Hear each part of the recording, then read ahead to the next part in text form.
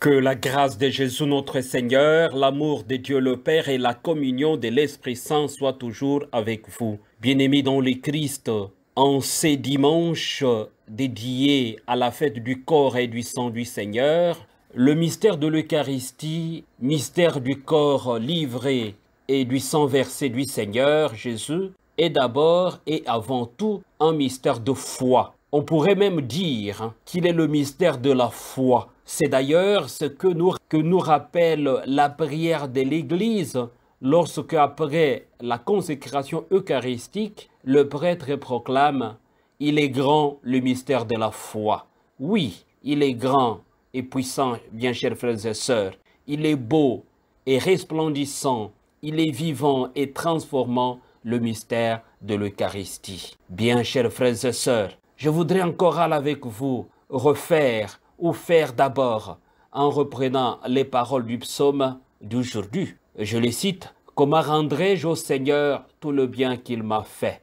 Après ces versets introductifs, les psalmistes ne trouvent pas d'autre moyen que d'entrer dans l'action de grâce. Je rendrai grâce au Seigneur. Rendons grâce au Seigneur parce que l'Eucharistie, c'est bien cela. C'est bien cela. Bien chers frères et sœurs, l'Eucharistie est une mise en pratique de la parole du Christ. Faites ceci en mémoire de moi. Comme mise en pratique de la parole de Dieu, elle comporte trois moments distincts qui forment un tout. Le premier moment, c'est l'écoute de la parole.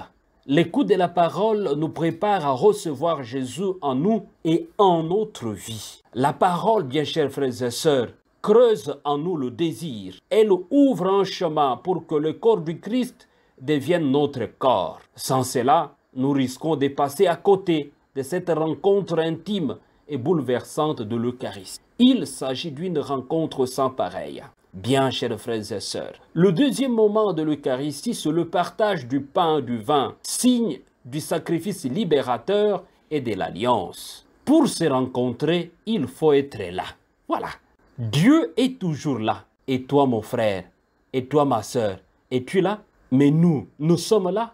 Le corps du Christ vient faire corps avec nous, nous remplir de sa force, de son salut et de sa joie. C'est vraiment Dieu qui s'offre à nous et vient habiter en nous. La célébration d'aujourd'hui, c'est Dieu qui habite dans nos cœurs. Il vient habiter en nous. C'est une rencontre spéciale. Il a besoin de notre disponibilité. Bien, chers frères et sœurs, le troisième moment de l'Eucharistie, c'est l'envoi et la mise en pratique de la parole et sa réalisation en acte. À la fin de chaque Eucharistie, le prêtre ou le diacre renvoie l'assemblée pour dire « La messe est finie, allez dans la paix du Christ, proclamant la parole que nous avons écoutée. » Bien, chers frères et sœurs, l'Eucharistie ne s'arrête pas aux portes de l'Église. Elle se déploie dans la vie. C'est le sens du lavement des pieds dans l'Évangile des Jean qui remplace le récit de l'Eucharistie, de l'institution de l'Eucharistie. Bien, chers frères et sœurs, recevoir le Christ en nous, c'est accepter de voir sa vie transformée et régénérée. Bien, chers frères et sœurs, la célébration de la fête du corps et du sang du Christ, c'est bien cela. C'est être transformé. C'est de nous renouveler en lui. Depuis le soir du jeudi saint et depuis le calvaire, chaque célébration eucharistique est significative et signifiante de la présence permanente et réelle et agissante du corps du Christ mort et ressuscité. Bien, chers frères et sœurs, le Dieu de la vie nous demande de consacrer notre vie à servir nos frères et sœurs, ce que Jésus a fait et nous donne désormais la force de le faire. L'Eucharistie est une grande invitation, est une belle invitation de nous consacrer, de consacrer notre vie pour servir nos frères et sœurs. Chacun de nous a une parcelle de service. Sommes-nous prêts? Sommes-nous capables de servir nos frères et sœurs? Ou bien nous nous servons nous-mêmes? Si nous nous servons nous-mêmes, nous passons justement à côté de la plaque. Nous passons justement à côté de la vraie rencontre avec le Christ. Dans ce sens, bien chers frères et sœurs, Jésus peut bien être comparé à l'agneau pascal. Non pas qu'il serait une victime égorgée pour plaire à Dieu, mais parce que le sang de l'agneau pascal signé ou signe encore aujourd'hui l'alliance entre le Dieu libérateur et son peuple que nous sommes. Le nouvel agneau pascal, parce qu'il dévoile enfin aux yeux des hommes et des femmes le vrai visage de Dieu qui libère toute personne humaine créée à son image. Bien chers frères et sœurs, l'Eucharistie nous rappelle que nous recevons le Christ à travers sa parole, à travers son pain partagé, pour que nous aussi, nous puissions faire ceci en mémoire de lui. En aimant, puisque nous, pour que nous puissions nous donner, nous aussi, donner notre vie pour le salut des autres. Sommes-nous prêts pour cela?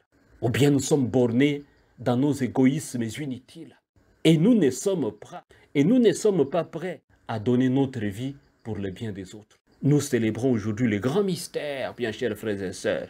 Nous célébrons ce Dieu qui est avec nous, ce Dieu qui nous rencontre au quotidien, ce Dieu qui nous parle, ce Dieu qui nous encourage, ce Dieu qui nous libère, ce Dieu qui voyage avec nous. Ainsi, nous allons prier aujourd'hui en disant « Donne-nous de vénérer d'un si grand amour les mystères de ton corps et de ton sang, que nous puissions recueillir sans cesse le fruit de ta rédemption. Fais que nous possédions, Seigneur Jésus, la jouissance éternelle de ta divinité, car nous en avons dès ici-bas besoin, comme cet avant-goût, puisque nous recevons ton corps et ton sang au quotidien. Sois avec nous pour que nous commencions déjà à célébrer cette joie éternelle, en chorale avec le Père, le Fils et le Saint-Esprit, que nous puissions célébrer cette joie dans le service des autres, que nous puissions célébrer cette joie en nous donnant réellement pour transformer notre monde, qu'en chorale, nous puissions vraiment chanter éternellement les louanges du Seigneur. Recevez la bénédiction du Seigneur, au nom du Père et du Fils et du Saint-Esprit. Amen.